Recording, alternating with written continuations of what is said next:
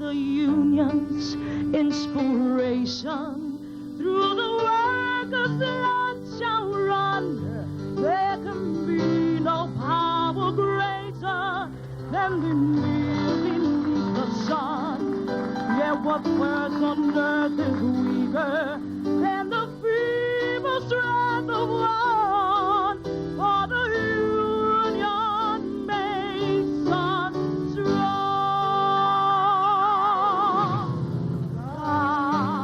Solidarity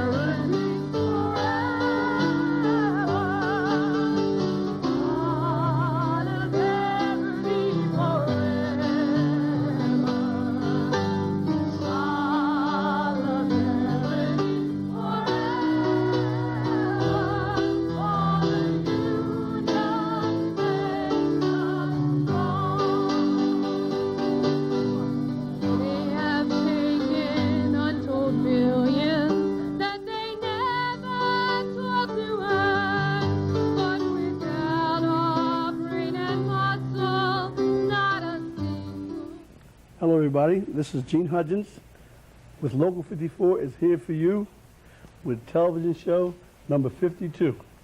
This is our anniversary date exactly because we started this last year. And this is our 52nd show and we're very pleased to bring a very special show. We have a very special set of guests tonight from what they call CODI. C-O-D-I stands for Career Opportunity Development Inc. Incorporated is what Inc. stands for.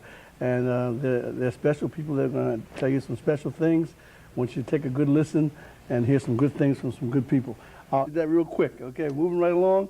Let's talk to our guests. We have some fine guests here. To my immediate left, under these hot lights, is Miss Linda Carney, who used to be a member of Local 54's staff. Linda, welcome to the show, and thank you very much for coming. Thank you, Gene. Thank you for having us this evening. It's a very great pleasure having you here. Also with you and your staff, you're the president and CEO of CODI. Is that correct? And what does CODI stand for? Career Opportunity Development Incorporated. Okay. Now, I'm going to ask you what that means in English later on, but we'll get that later. And to your left is Mr. Grady W. Phillips, who's the Director of Training and Employment. Grady, welcome you to the show. Thanks for having us, Gene. Okay. And Erin Kelly, and you're an Extended Employment Counselor for CODI. Yes. Okay, and we want to thank you, too, for coming, and you're going to tell the audience about some nice things that CODI does in conjunction with Local 54. Back to Linda. Linda, let me get my question sheet out because I don't want to mess this up. Linda made some questions right in a row, and I don't want to mess it up here. What involvement have you had with Local 54 in the past? Tell us all about that. Well, I was a member of Local 54 for many years. I worked at the Sheraton Seaside, the Atlantic City Racetrack, also Resorts International as a food server and as a banquet food server. And after graduating from college, as Gene said earlier, I was hired by Local 54 as their employment dispatcher. And I worked there initially under Ann Dittmeyer and Frank Gerace. And Mr. Gerace was the president at that time, and he encouraged the staff, as Mr. Hudgins does now, to become very actively involved in the community. And I first was involved with United Way through their allocations process and then through Career Opportunity Development. I was on their board of directors and then was fortunate enough to be asked to become the president of that company. Wow. Well, indirectly, you had something to do with me being in the seat because if I recall, when I applied for a job as a bellman, you're the one that dispatched me to the Sands Hotel where I launched my career as a bellman, and that was great. Okay, now getting back to CODI, Career Opportunity Development, Inc. That means, now what are we speaking of? Now, what is the history and the mission of such an agency as CODI? Want to tell our audience that? Well, we too have a very special, as you have a very special anniversary this evening, this year we have a very special anniversary, and Career Opportunity Development is celebrating its 25th year, and we provide vocational rehabilitation services for individuals with disabilities. We started operating in 1970, and then in 1977 we began with a supported housing component, and that component operates today. It's still in existence, and we provide 45 beds for individuals that are severely and persistently mentally ill. Well, how would a person access this agency service? I mean, in other words, you're dealing with people who have disabilities of some kind, and how would a person get involved with CODI? Okay. Erin, can you answer that for me? Sure. Okay, we're going to leave Linda and go to Erin for this question. Erin, please. We have several referral sources, the main of which would be DVR, the Division of Vocational Rehabilitation, located in Atlantic City. The number there would be 441-3080. We also receive referrals through the Commission of the Blind, through local lawyers and doctors, as well as school systems. The Veterans Association has referred consumers to us. You can access residential services through Bob Schober at 272-1221, and those are our main referral sources. Okay. Now, let me ask you, you sneaked in this picture pretty quick. We got these questions. We didn't find out who you were and everything. We forgot that part. Erin, give us some background. Where are you from, actually? This area? Are you from the area? Well, I went to school in this area, And yes. what school did you go to? Stockton. Stockton, a very fine institution. Very nice. The next question we have for you is, what are the predominant disabilities evident in your population at CODI? At this point in time, the predominant disability would be mental retardation, Down syndrome. Although we're seeing an increase in neurologically impaired or those persons with learning disabilities, dyslexia, brain processing problems. We have mentally ill, emotional disabled, anxiety, schizophrenia. We have a range of disabilities. Let me ask you, in our industry, and Local 54 is, we're very concerned that we not push aside people who have those type of disabilities. When you speak of anxiety and dyslexia, we feel that our membership is kind of favoring, not favoring, but leans toward those things. We think that our people suffer from anxiety and dyslexia. That term is used a lot in some notes I see from doctors and things. It's very common. What exactly is dyslexia? I hear it It's a lot. a learning disability. It's a neurological impairment, a processing error in the brain. Can a person hold a job, like a union job or Absolutely, a job that's in the what industry, we're about. Yes. and be an effective employee? Yes, they may with need that some condition? added supports, but absolutely. These questions are on here. Is that okay, Chief? Absolutely. Okay. Let me ask you a question then. What exactly is anxiety? Like, you know, I mean, if people say anxiety is another thing that's prominent among our membership. I'm only talking about what our membership is suffering from, and you want to talk about that. Anxiety comes from stress. It can be a disorder if it intervenes with the way that you live. Anxiety is what I have right now. Okay.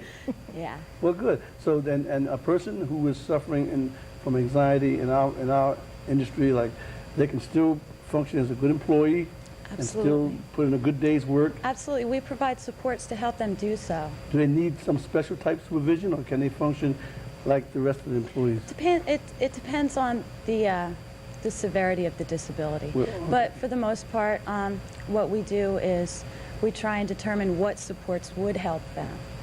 Okay, well, Local 54 is definitely in favor of, whenever we can, trying to help provide employment for people who have disabilities, because we feel that they deserve their chance like anybody else, and we will definitely always try to open our doors to help them That's out. wonderful. Okay.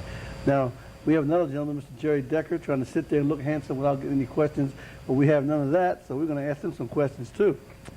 Jerry is the coordinator of professional services, and he's going to come on board right now and can take his questions. My first question to him is, where did he get that tie? Because it's louder than mine, but it's nice. So, now, Jerry, what vocational programs are available to clients at CODI? Any vocational programs? Yes. When a client is referred to our facility through the Division of Vocational Rehabilitation, they come through our facility, and they will go through a testing procedure or an evaluation, which would be the pre-vocational evaluation. This period is anywhere from 25 to 50 days, and there's different aspects that we would be looking for in an individual. Mm-hmm. Attention span, different behavioral problems that they may have, what their possible work potential would be, and different goals and aspirations that we would set up for this individual. From there, they would go into what's called work adjustment training. And in this particular aspect of the shop, they'll go through a process where an individual treatment plan is set up, and with this treatment plan, they'll be able to go through, and we can assess what their possible potentials are in different programs of vocation. And after that, they would go into other programs in the workshop, which would include extended employment, phase, or WATC, Work Activities Training Center. And then we also have another program called Work Adjustment Training Alternatives, which is a new program which has been recently developed and implemented in the last 4 months and has been extremely successful in placement. Let me interject a question before you go.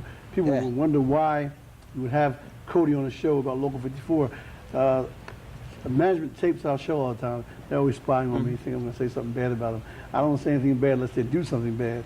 But they need to hear this because they deal with these employees.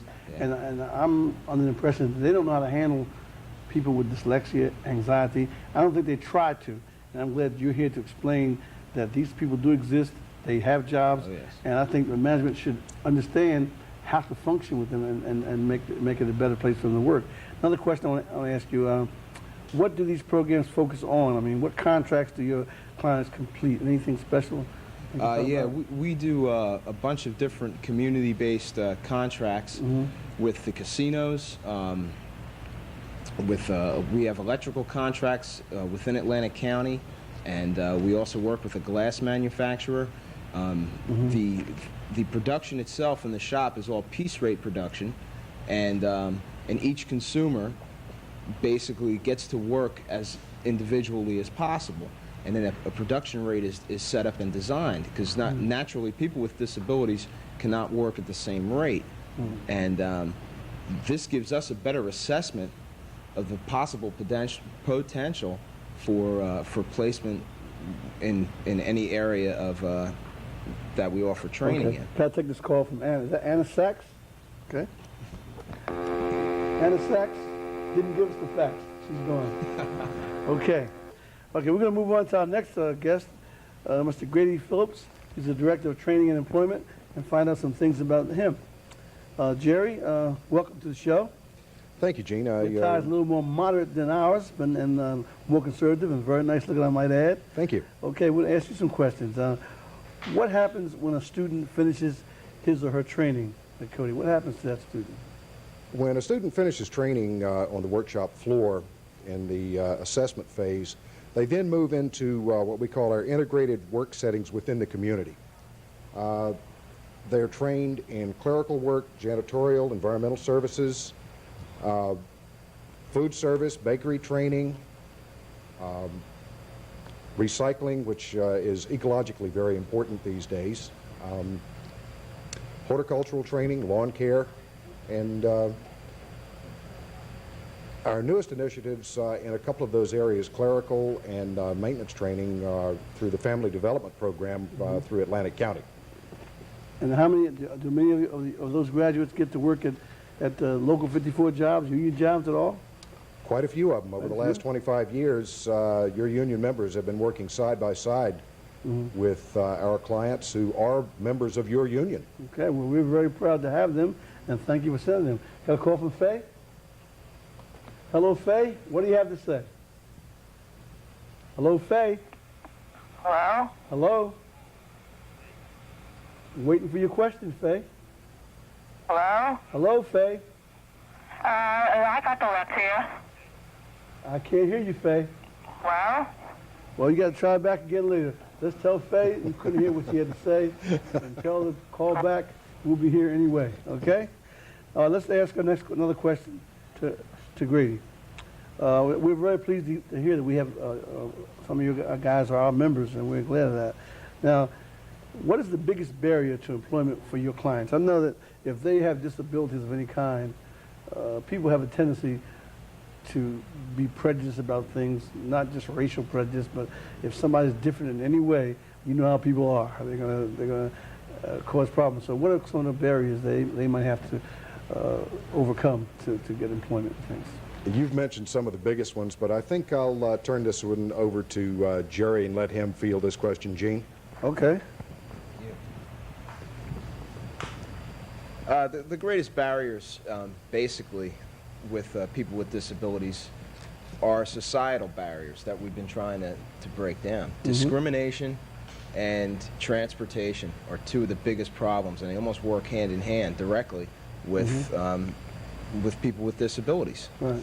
You have to realize an individual with a disability is going to have transportation problems.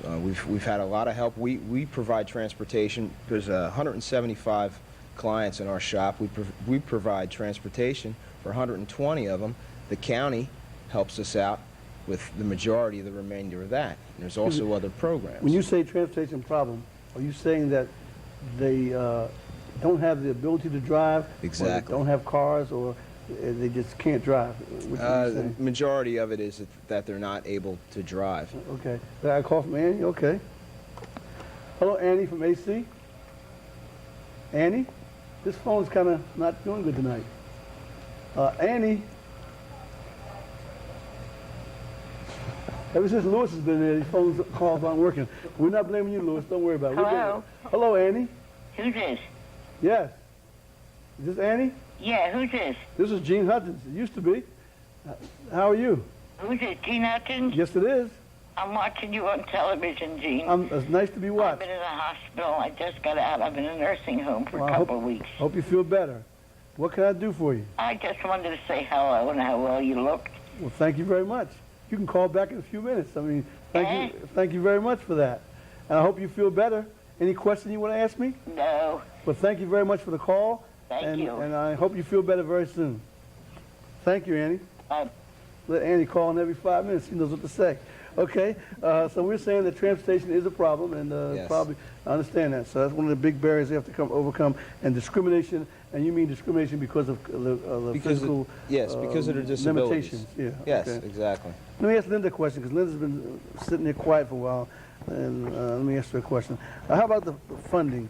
How's this funding done for CODI? How do you get your... Well, a large percentage of our money comes from the state of New Jersey through the Division of Vocational Rehabilitation Services, through the Division of Developmental Disabilities, and through the Division of Mental Health Services. In addition to that, we do have some fee-for-service programs that we offer. But what we have tried to do, Gene, over the last 5 years primarily, is to develop new ventures that are entrepreneurial in nature so that we can generate revenue and become less self-sufficient on government funding, and also provide additional training opportunities for the consumers that are working in the community. And some of those efforts that we've done are that last year we purchased a bakery that's located in Egg Harbor, and we have 3 clients that work there on a continual basis, and they are trained. One is a baker's apprentice, one is a utility person, and the third is a counter helper. So that is one area. The other is that we have a janitorial business that operates full-time with 3 clients and a supervisor, and we go out into the community and we clean office buildings at night. We also have a lawn care horticulture program that also employs 3 individuals. And our newest venture is that we are now the East Coast distributor for a line of cleaning products put out by a manufacturer in Oregon called 2010, and that cleaning line is called SC5. Okay, busy. Another question, I got to take a call from Faye. Faye doesn't have anything to say. Our phones are acting crazy, but she's gone. Okay, let me make a statement now. To all you who don't know it, I was asked to serve as a board member on CODI by Linda, and I was very pleased to do that, and I am currently a board member on CODI, and I'm very proud to serve. And I'm just saying that Local 54 is very pleased to continue to help provide any employment that we can possibly provide for any of the members who graduate through your program or who are trained by you, who need that extra help that nobody wants to give them. You can bet your boots that we'll be glad to give it to them. Okay? Well, Gene, we would like to take this opportunity to thank you personally and the members of the union for the involvement that you have had throughout the years with us. And as you're aware, we just held our first annual health walk, and we have a certificate of appreciation for your help regarding this, and it says, "Thank you for your continuing support and sponsorship of the CODI Health Walk. It's people like you that make a difference." Oh, well, thank you We'd very like much. to thank you. And we also brought look at this. a T-shirt for you, which lists Local 54 on the back. as one of our corporate sponsors. Oh, very Again, nice. thank you and the members very much for your ongoing support. Well, thank you. I want to thank you very much. And they weren't on here just to do this. This wasn't planned, but we are very appreciative. I received this on behalf of Local 54, its officers, staff, and all the membership. And we really appreciate this, and I'm very pleased to accept it. Thank you. Thank you very much. Welcome. Okay, we got a call again, or is it going again? Okay. Let me do the contract question before we shift gears here. As you know, we always do a segment called Did You Know? The Did You Know section is when we want our members to know something that they don't know. And we have a problem, what they call step one. It's a part of the grievance procedure where you have to go to the manager and ask the manager to have a meeting with you after he gives you a write-up. Personally, I think it's dumb. That's the only word I can describe it. Because if I'm a manager and I give you a write-up on Tuesday, and you come bugging me on Wednesday to change it, I'm not changing it, so it's a waste of time. I think they should skip the step one, and once you give me some discipline, take it right to the grievance office and file a grievance. Is that right, Donovan? I think you agree with that. So you should know that you can now file a grievance before going to step 1A procedure. In other words, you don't have to wait for the step one anymore. Once the discipline has been offered to you, just file a grievance, don't do the step one. Next is, and I'll talk to Mary. Next is a rebid. The rebid is a permanent opportunity for you to use your seniority. The managers are playing a game with it. A rebid means you picking a schedule. You hire your babysitter, you have your husband picking you up from work and your boyfriend ready to pick you up, all based on the schedule you choose. So be serious about it. Pick it like you're really going to live it for the rest of your life. And if you're going to be serious about it, we'll make management be serious about it. They change every week. They play games with your life. So make sure that you are serious about your rebid, and we'll make management serious about it. And I want you to know that. Got a call from Mary? Mary, quite contrary. Somebody's doing something with that telephone. See you later. Lewis, is your first job back there? Okay. Okay, we're moving right along with some more, with the contract questions. Whoever should be so fortunate to answer these two questions will be the recipient of 2 tickets to Great Adventure that can be picked up at the Local 54 office tomorrow. The first question is, in the event 2 or more employees have the same departmental or room seniority, how is the tie broken? In the event 2 or more employees have the same departmental or room seniority, how is the tie broken? You know that answer, Linda? You remember that? Okay. Next one, how long must an employee work at a hotel casino before he is entitled to a personal leave? How long must an employee work at a hotel casino before he's entitled to a personal leave? If you know those answers to those questions, call me, give me the right answers, and tomorrow there'll be 2 tickets to Great Adventure waiting for you. And I want to thank my illustrious group here for coming in from CODI and giving us some great information that we didn't know. And we will continue to keep our relationship going. I'm going to continue to serve on the board. And Linda, thank you. And Thank you, Gene. Grady and Erin and Jerry very much. And we're very, very pleased with what's going on with CODI. Thank you, and thank you again for that award. Appreciate it. Okay. All right.